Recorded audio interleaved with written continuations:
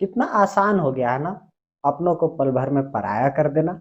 आखिर उस बेटी ने अपने माँ बाप के बारे में क्या ऐसा कह दिया जो उसके माँ बाप ने यह सुनते ही जीने से मरना अच्छा समझा और ट्रेन से कटकर अपनी जान दे दी। जरा सोचिए कि क्या गुजरी होगी उन दोनों पर।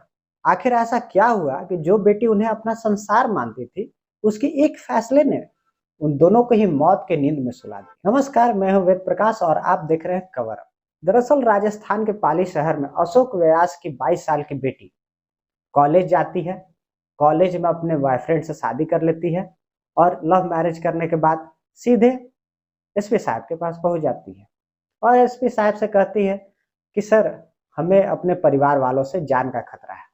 फिर जिले के एसपी साहब उसके घर वालों को बुलाते हैं और समझाते हैं, लेकिन उसके घर वाले इस बात के लिए तैयार नहीं होते हैं।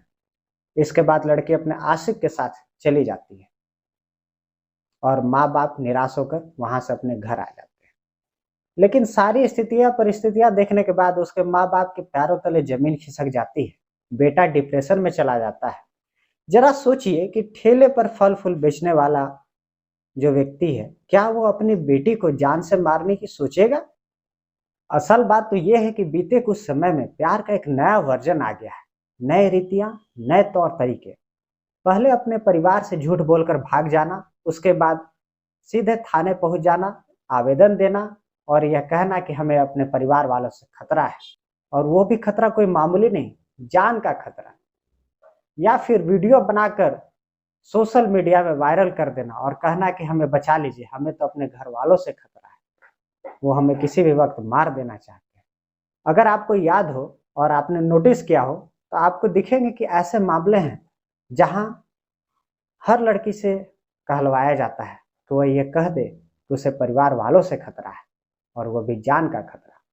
यह सब इसलिए किया जाता है ताकि शिकारी को समय मिल जाए और दूसरी ओर माँ बाप अपने इसी सारे चीजों में उलझनों में उलझ कर रह जाए।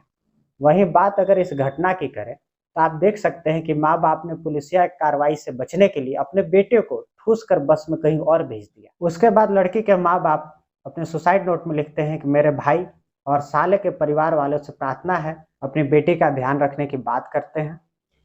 साथ ही सुसाइड नोट में लिखते हैं कि मेरी बेटी ने सुबह में किसी दूसरी जाति के लड़के से शादी कर ली, इस वजह से मैं और मेरी पत्नी दोनों दुखी हैं। बेटी के ऐसे कदम उठाने से हम दोनों आहत हैं और इसीलिए ऐसा कदम उठा रहे हैं। आखिर एक रिश्ता जोड़ने चली उस लड़की ने 3 रिश्तों को खो दिया। लड़की अपने माँ बाप का मरा मुंह तक देखने नहीं गई। उसने कहा कि मेरे माँ बाप को इज्जत पसंद थी और मुझे रोहित। जरा सोचिए कि क्या यह सब रोका नहीं जा सकता था?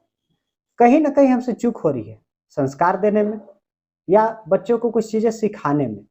सोचिए कि आजकल के बच्चे जो किसी भी चीज को बड़ी तेजी से सीखते हैं, क्या वे बच्चे जीवन को सही तरीके से जीना, रिश्तों को सही तरीके से निभाना सीख पा रहे हैं?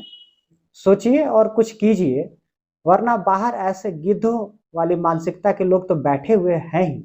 अक्सर आप ऐसी खबरें सुनते होंगे कि लड़की ने अपने मन से शादी की और कुछ महीनों के बाद सूटकेस में उसकी बॉडी आई। हालांकि सभी मामले ऐसे नहीं होते, पर ऐसी खबरें विचलित जरूर करती हैं। अगर हम एक सभ्य समाज का निर्माण करना चाहते हैं तो हमें कुछ करना होगा कि ऐसी स्थितियां ना आए। इसके लिए हमें कुछ ठोस कदम उठाने ही होंगे। आप इस बारे में क्या सोचते हैं, हमें कमेंट कर जरूर बताएं। धन्यवाद। खबरों से अपडेट रहने के लिए कवर अप को करें लाइक, शेयर और सब्सक्राइब।